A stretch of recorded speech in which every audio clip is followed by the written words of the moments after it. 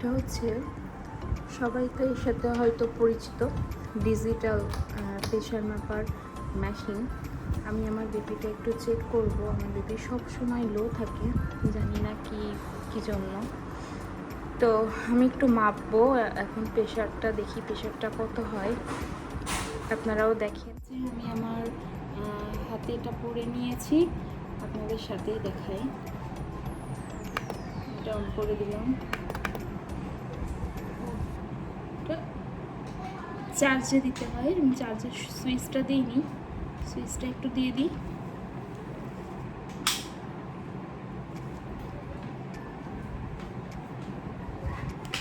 ওকে,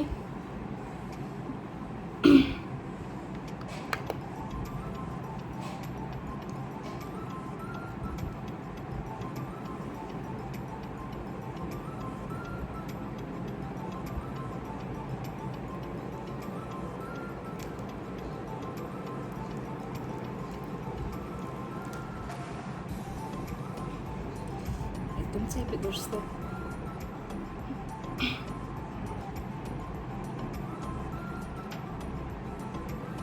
দেখেন আমার কিন্তু সেলফি ক্যামেরা অন করা, যার কারণে আমার এই লেখাটা কিন্তু উল্টা আসছে।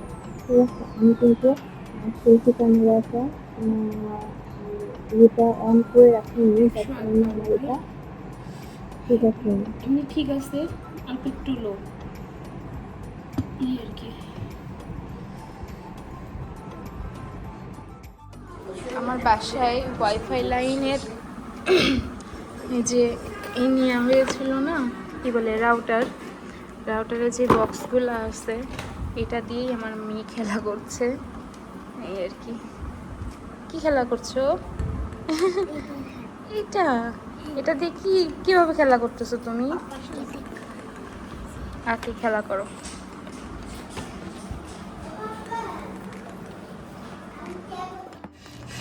তো ওর আব্বু বাসায় আসছিল, বাসায় এসে যে ফ্রুটস দিয়ে গেল। আর বড় মেয়ে পেঁপে খায়, ওর একটু পেঁপেটা কেটে দিব এখন। ওর একটু পেঁপে খাওয়ার দরকার, পেঁপে খাবে। তো ঠিক আছে, আমি পেঁপেটা ওকে, আমি বোর্ডের উপরে একটু এই প্লাস্টিকটা বসিয়ে নিয়েছি যাতে রসটা না পড়ে সব জায়গায়। আমি এখানেই কেটে নিব।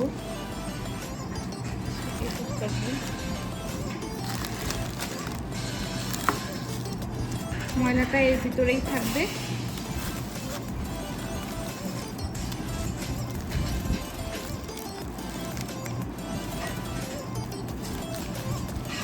মালয়েশিয়াতে তো অনেক গরম পড়ছে আজকে, জানি না বাংলাদেশের কি অবস্থা, খোঁজ খবর নেওয়া হয়নি ব্যস্ততার কারণে।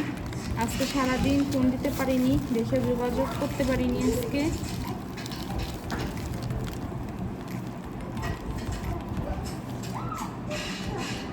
জানি না কি অবস্থা, ফোন দিব রাতে, আম্মুর সাথে কথা বলবো। বিকালে একটু দরকারি ফোন দিছিলাম আমার শাশুড়িকে। তারপরে আর দেশের কি অবস্থা, এটার গরম কিনা বেশি শুনতে পারিনি, অন্য বিষয়ে কথা হয়েছে।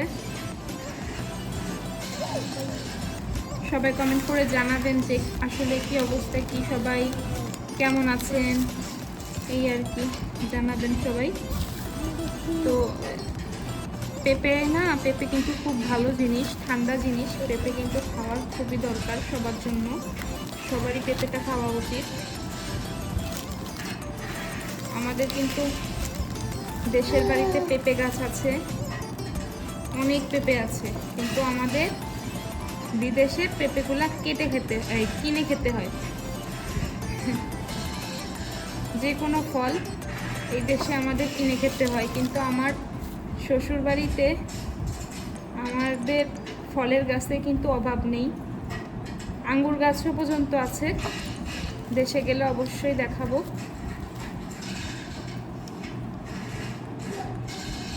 সব আমার শাশুড়ির হাতে লাগানো,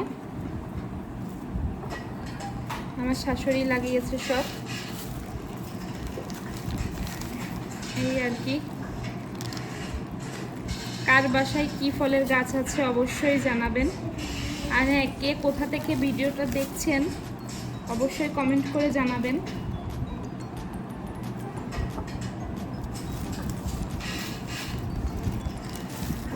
পেঁপেটা কিন্তু অনেক বেশি পেকে গেছে।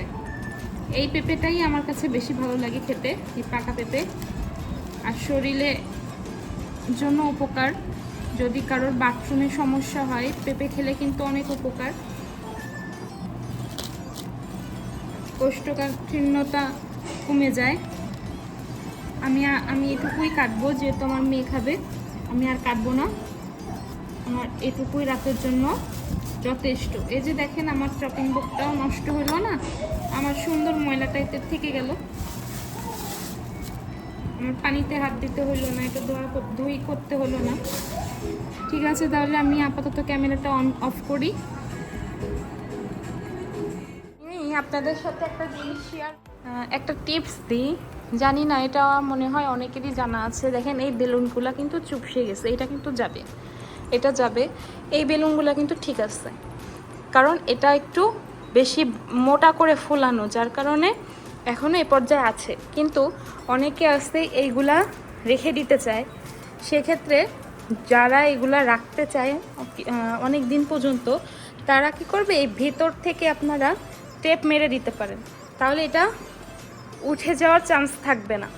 আর যদি ভিতরে টেপ না মারেন, শুধু এরকম যদি দিয়ে রাখেন, আর যদি ফ্যানের যে ফ্যান চলে, তাহলে কিন্তু বেশি দিন থাকবে না, এটা বাতাসে বাতাসে জড়াই যাবে, জিনিসটা নষ্ট হয়ে যাবে।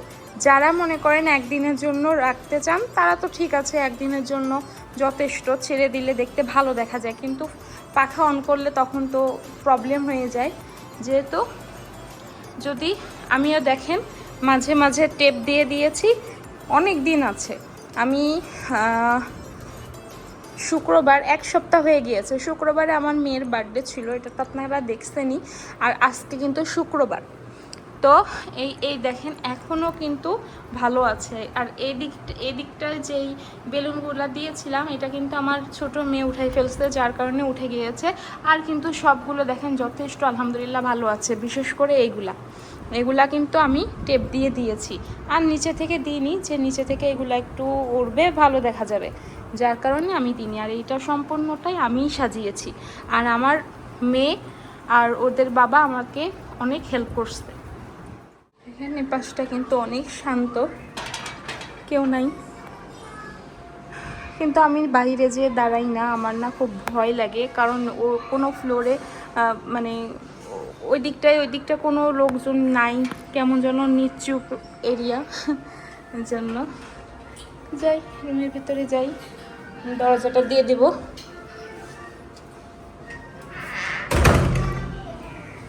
চলেন একটু জানলার কাছে যাই। যে আমার গাছগুলো দেখেন, রুমেও কিন্তু টিভি আছে, আর আমি এইখানে একটা ফ্লাওয়ার বাস দিয়েছি। আমার এই টিভিটা অন করা হয় না, কারণ আমি সময় পাই না টিভি দেখার।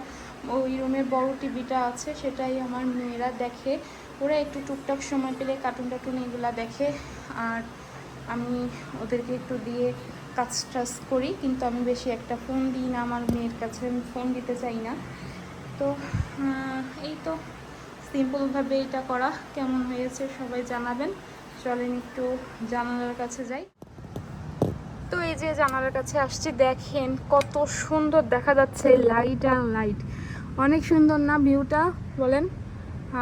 আর একটু উপরের দিকে গেলে ভিউটা তো বেশি ভালো দেখা যেত, কিন্তু এইটুকুই আমার জন্য যথেষ্ট, বেশি উঁচু আর দরকার নাই। লাইটের আসতেছে দিকটায়, দেখেন কত দূর পর্যন্ত দেখা যায়। আর জুম না করি, এই যে দেখেন, দেখি দেখেন কত সুন্দর দেখছেন। আমার কিন্তু এই পাশটা অনেক ভালো লাগে, অনেক অনেক বেশি ভালো লাগে। আমি আর আমার মেয়ে যে বসে থাকি, এই দেখেন ওই যে ও বসছে, তো আমরা এখানে বসি, ভালো লাগে। আলহামদুলিল্লাহ, আল্লাহর অশেষ রহমতে আমরা সবাই অনেক অনেক ভালো আছি। আল্লাহ তাআলা সবাইকেই ভালো রাখুক, সুস্থ রাখুক, এই কামনা করি, এই দোয়া।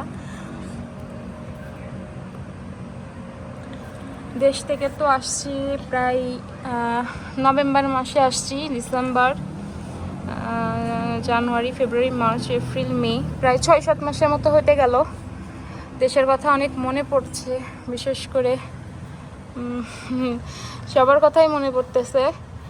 তো জানি না দেশের মাটিতে আর কবে পা দেবো আমি জানি না, কিন্তু ইচ্ছা আছে যাওয়ার। কারণ এভাবে একটানা অনেক দিন থেকে আসছি না দেশ থেকে, এজন্য খুব বেশি দেশের কথা মনে পড়ছে।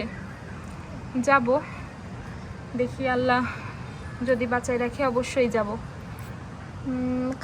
রাতের খাওয়া দাওয়া কমপ্লিট করলাম, দুপুরে খাওয়া দাওয়া করলাম। আজকে ডাল রান্না করেছিলাম, আর হচ্ছে কলমি শাক ভাজি করেছিলাম, আর আমার হাজব্যান্ড মুরগি রান্না করেছিল। অনেক ব্যস্ততায় সারাদিন ক্যামেরাটা অন করতে পারিনি, সন্ধ্যার পর অন করেছি। ফ্রাইডে যেহেতু, ফ্রাইডেতে তার অফ ডে থাকে, অফিসে যায় না, বাসায় থাকে ফ্রাইডেতে, যার কারণে